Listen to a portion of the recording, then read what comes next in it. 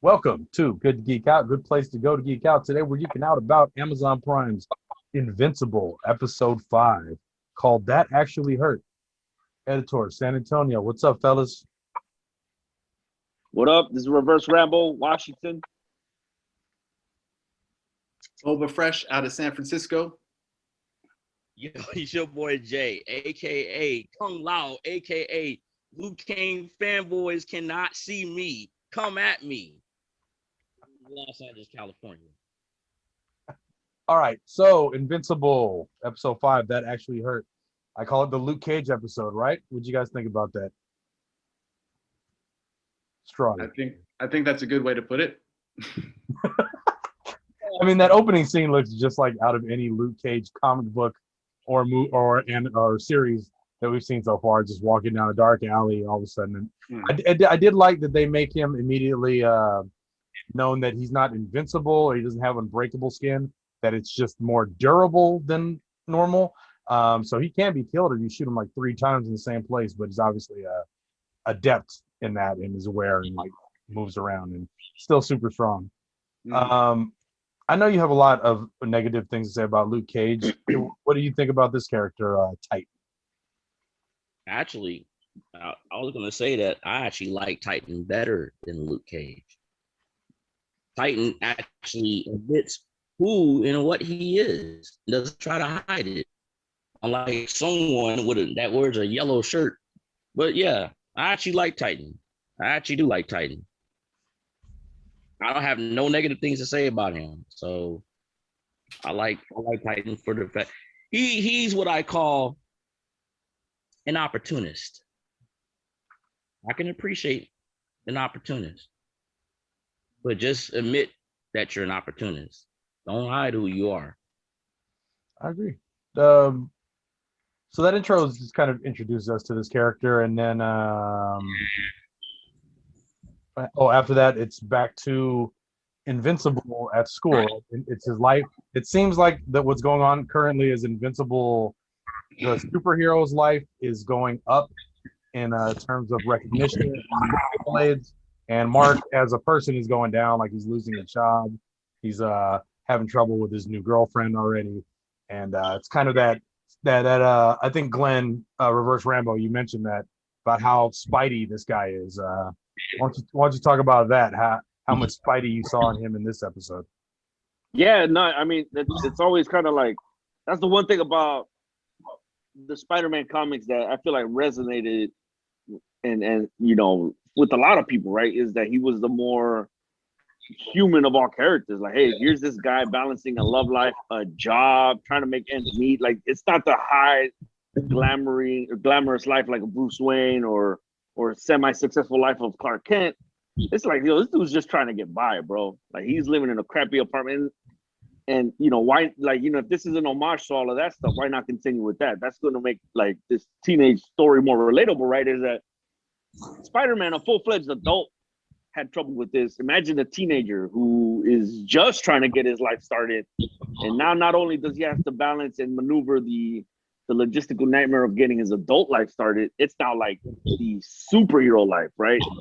I really do dig that they're digging into that stuff and they're showing that he's not being successful in being, in juggling both, that he is messing up pretty bad and the excuses are starting to kind of wear thin a bit, So I'm digging that. I love that comic or the balance.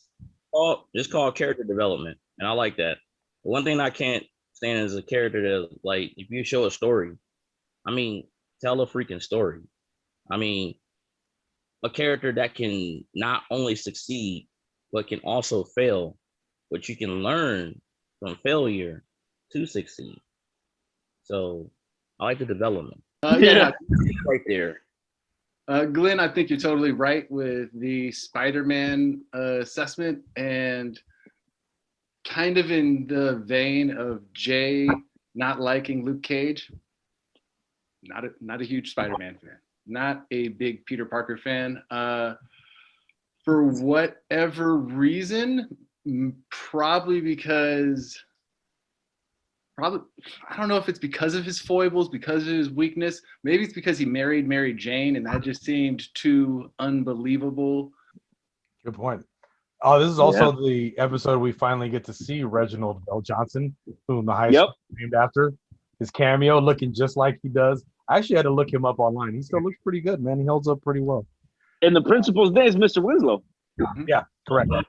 And then so I love that. Yeah, I don't know what the fascination is with Carl Winslow, but I do appreciate a good Family Matters reference. You know, who doesn't?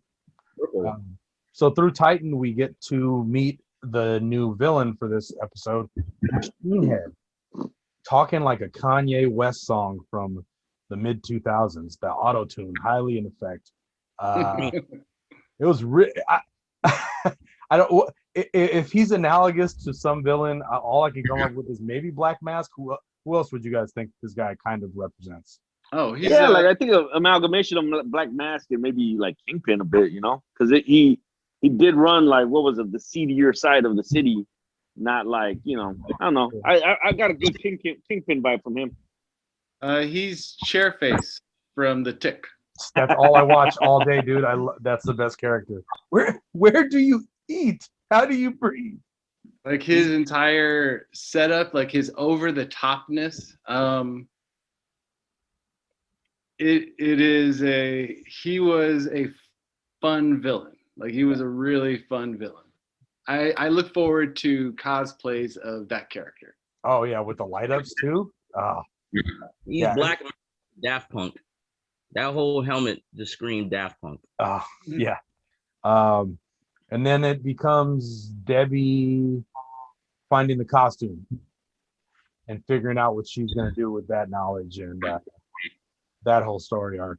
I thought that the character development with that was really, really solid. And it was empowering for Debbie's character as, again, just a human. Like, you don't have to be Wonder Woman analogous to be powerful within this story, to actually matter to the story and to move the story along. And to make us care about you. I am so worried about her. Yeah, she is low-key, like, she's low-key become probably top 3 one of my favorite characters in the show, right? Like, I really enjoy seeing her on screen to see her further develop, right? And another thing, kind of like what you said about a human moment, is like, how, like, I love how they definitely humanized Omni-Man in more ways than just like him going to write the book. Like, how much of a, like, dude, you can hide that shit anywhere in the fucking world, and you hide it in your top cupboard, expecting your wife, who's a fucking smart woman and knows everything that goes on in her house for the most part, to not find it. Right? Like, how much of a dumbass husband slip up is that, bro? Like, but that's part of that quote unquote cheater mentality where you just get used to it and you just assume that the way it's always they're not smart enough or you're not gonna get caught, which I loved. I was like, bro, like, that's just that fucking dumbass something, like, you know, I'm not gonna get caught, she's never gonna look up here, bro. Like, the truth will always come out, right? Like, one of the things that they do most successfully in this show is with this relationship. Yeah, it is the best marriage I can think of in comic books. Like, and not to say like it's the healthiest, but I'm saying it's the, like, it is a real dialogue. Like, the way they are interacting with each other is like a real thing. And him having all of this power to the point where he is careless, because he's like, I don't have to, like, I can rip you in two, but that's his lowest lane, you know, like, that's his kryptonite, you know, like, that's his heart, and he doesn't know what having a heart is supposed to feel like. And so, like, all of these conflicting feelings really manifest. And as much as not to say like I disliked the love story, Amber and Mark, I really enjoyed this relationship. Yeah, I agree. I think the story with like Mark and Amber, for me, I agree. I'm on that same boat. Like, I when wasn't he just a fan punches of it. the wall, when he just gets mad and he's just like, yeah, dude. And she just walks there. away. Yeah, exactly. She just walks away like nothing. She's like, dude, like, whatever, bro. I mean, like, and then even like towards the beginning, like, when they were fucking flirting and kind of like being really passionate with each other in front of their child, like, it's just that kind of shit where it's like, hey man, you'll get over it, bro. Like, it's just so fucking realistic. but I think that it's an interesting, like I said, it's one of the best dynamics that they set up in, you know, like, and we've watched a lot of shows. WandaVision was a very good relationship, but It was, but I have very my beef unique. against Wanda. It was So, very yeah, different. no, it's definitely Very very, different. very different. Yeah, but yeah, no, I agree with that one too. That one, the dynamic between them two was also nice, Yeah. which is probably one of the few dope things I took away from that show. But that's different episode altogether. Yeah, but Different show altogether. speaking of unique relationships, we get the Mauler twin regenerating his quote unquote brother, and we get to see this pattern that they obviously have. Why they keep saying you're the clone and you're the clone.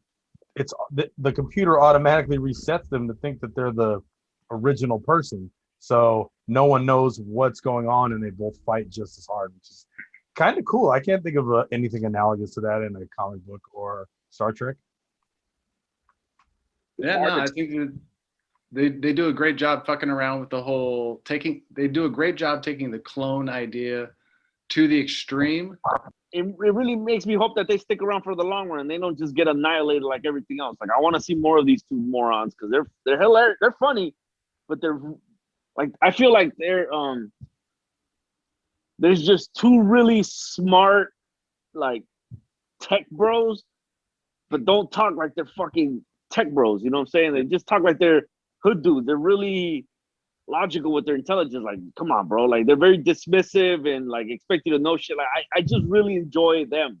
Well, with the pacing of the story, they do a great job of taking us from that extremely heavy relationship that I was just talking about to basically this comedic duo, this, you know, C-3PO, R2-D2, you know, not obviously that, but this comedic duo. But they're not just there being jesters, like they're actually moving the story forward in an interesting way. So like they keep the pacing of the entire show flowing with these ups and downs. They're frat tech boys. Yeah, there you go. They're frat tech bros. There you go. They're frat tech boys. There you go. That's a pretty good way of putting it. I know who created them. I know who created the Mauler twins. I figured it out now. Professor Miles. Papa Smurf? No, that's me. No, Professor Miles Warren created the Mauler twins. Okay. Jackal? Jackal? There you go. You figured it out. Hey, so of course they did. So also while this is going on, Titan is trying to bring Invincible onto his side, playing to that thing where there's always street level heroes, like the Netflix shows most recently, and then there's the grander scale of heroes like the MCU movies, Avengers, Guardians of the Galaxy, and stuff like that. So this is kind of playing on both of those and telling the people that are flying above that there's stuff going on underneath, and that they think they're above it.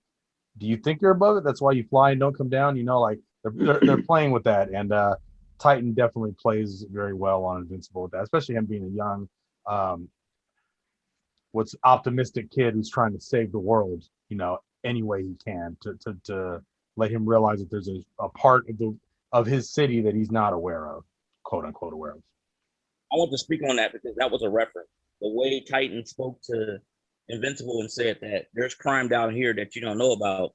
That was a reference, and it's an old reference. It's regarding Black Lightning and Superman. Because as you know, Suicide Slum is a part of Metropolis, and Superman fights in Metropolis. And when it was the issue, first 13 issues, and Jimmy Olsen was caught up in something involving the one, and Superman came there, and Black Lightning, he confronted him. He was like, "Oh, your man stuck up Jimmy Olsen." Black Lightning told him, "Hey, you may be fighting crime up in Metropolis where the rich people are, but you don't know what goes down here. You don't know what goes in Suicide Slum. There's stuff in here that you don't know about." And that was a reference, that whole Titan Invincible conversation. That was a reference. Tangent. Suicide Slums to me is the Punisher to Captain America, because every day Captain America should wake up and be like, "Where the fuck is the Punisher? I gotta go punch that motherfucker in the face." And every day Clark Kent should wake up and be like, "Why is there a place called Suicide Slum in the city I protect? I need to go fix this shit." Rob, detriment to your argument, I think they agree with you because the TV show did not use the original name of Suicide Slum. I think they caught on to what you were saying. That's why they changed the name of Suicide Slum to Freeland. All right. So on another note, we do get to also see the new Guardians coming back from a mission and super stoked, like they won and they did everything right. And then we get the video breakdown from Robot of how they're what did Black Samson call them? 6 assholes instead of a team fighting together. I don't know. It's just I feel like that they're there for comic relief more than anything. The new Guardians. It takes a good leader to deal with. Look, you got different egos on the team, which is why Cyclops is the greatest leader, one of the greatest leaders. Anyway, no, it takes a good leader to deal with different egos. You got different egos, and you got Monster Girl who's immature.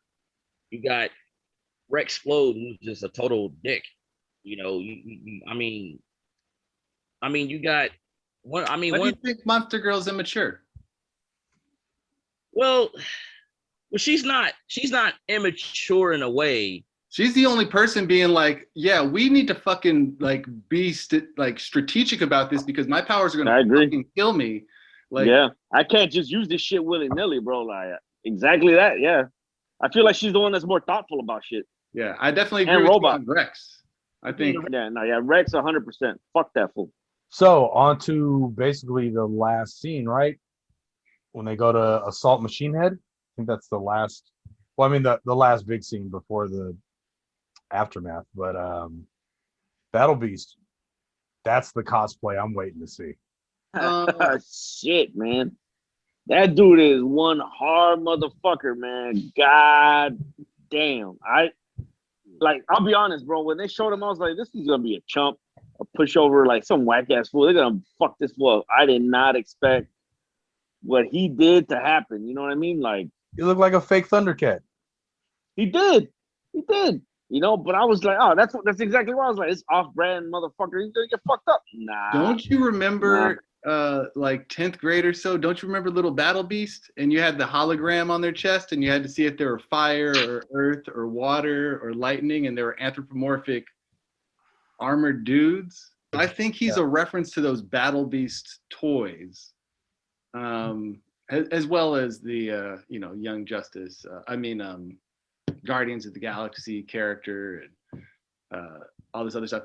I think it is dope the way that they break into Machine Head's room, basically doing a little fastball special kind of. That cannonball is fucking dope. Kind of number, and then classic monologuing. And I think this is what I like about Machine Head the most out of every villain that we've seen. He's the most 4-color comic villain where he's just, he's fucking fabulous. Let's fucking put it that way. This motherfucker's grand.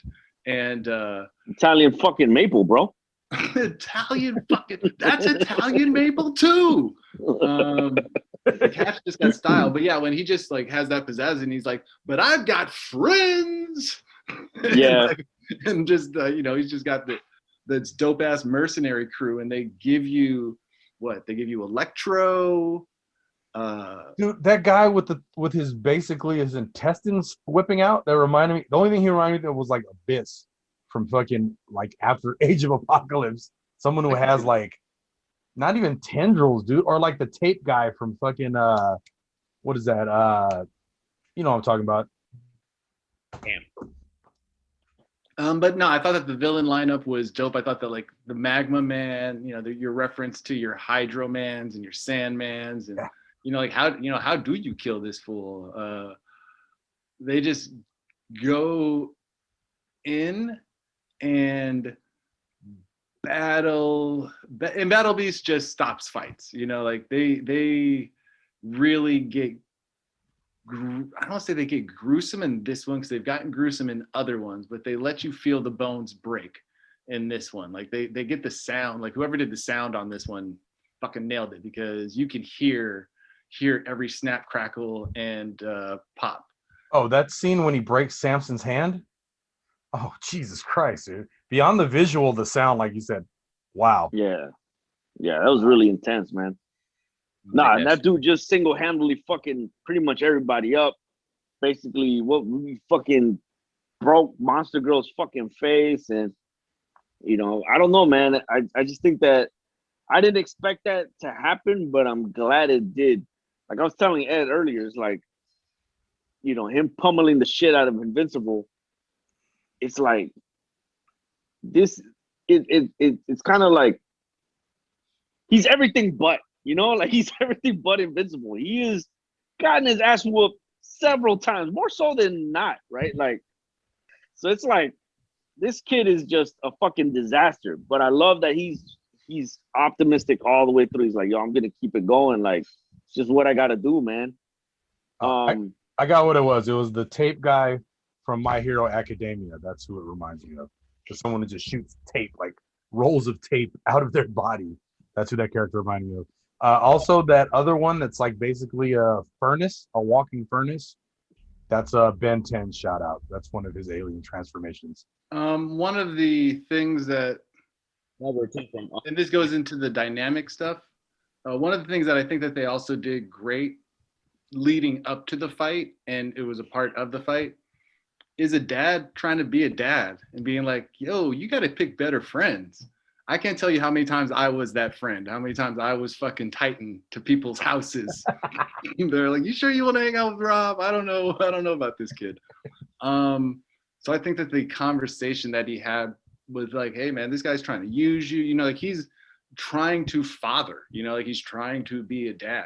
And again, it's this endearing part where I think it leads to Omni-Man's belief that at the end of the day, everyone in his family is going to see his point and go along with him because he's been kind of in charge this whole time, except for the part where Debbie's in charge. But he has a military way. He has a military way of doing things. Like it's the Voltramite way. If we get to the end, I'm gonna speak on that. Like, here's the thing about it, and here's the thing that what makes Titan different from Luke Cage.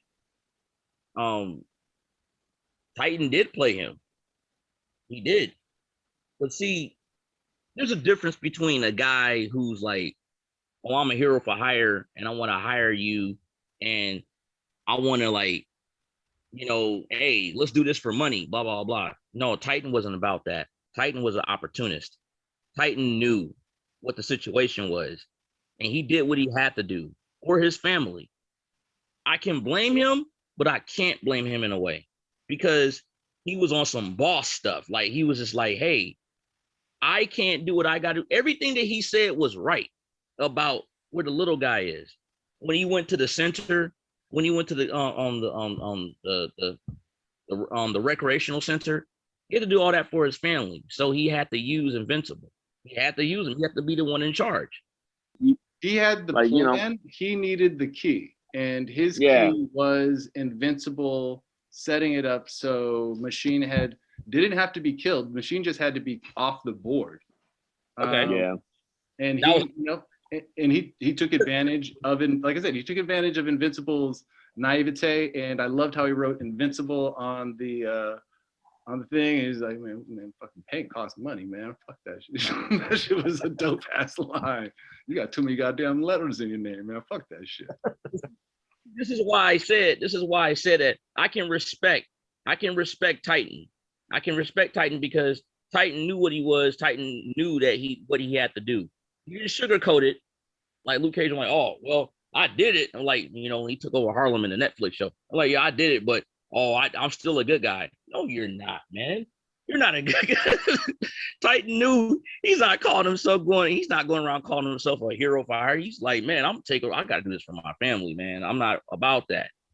But he was still You were so mad at Luke Cage. He did not He like really does not like Luke Cage, bro. God damn. Really visceral hate. it might be very healing for you to cosplay as him one day. I think I will- so. Then you can do the character right, bro. He's like, no, I don't know. Cage goes against everything I stand for. I'm sorry. Look. I've seen 70s stereotypes, and I've seen titles of movies called The Ballad of Nigga Charlie and stuff like that. And it's like Luke Cage represents that. I'm all about change. I see where you're coming from, but we he's can not get that character into why anymore. blaxploitation is actually the recapturing of black cinema and empowering, but that is not the conversation for right now. But for one of our hip hop episodes, we will have a little tangent on that because I definitely think that we should get into that. All right, PD well, Wheatstraw, Dolomite. We need to get into why Dolomite makes. Dolomite was probably the first dopest rapper. But is Dolomite a form of stone or metal? Yes, it is it is an element. I was driving down and they have this like where they do iron rods and stuff like that, and they had all the options, and it said big letters Dolomite today, and I was like, Dolomite. It's because his dick is as hard as a rock. Nice. No, love it. I love it. I love it. On that note, all right. Great episode. These episodes have been pretty action-packed from beginning to end. This one kind of reminded me of the first episode where it was kind of humming along slowly, and then that last 5 minutes just kind of blows you out the water. Can't wait for the next one. Editor, San Antonio. Out. Reverse Ramble, Washington. Oh, but fresh, San Francisco. Jay, Kung Lao, Liu Kang, Dunn, Trash from Los Angeles, California.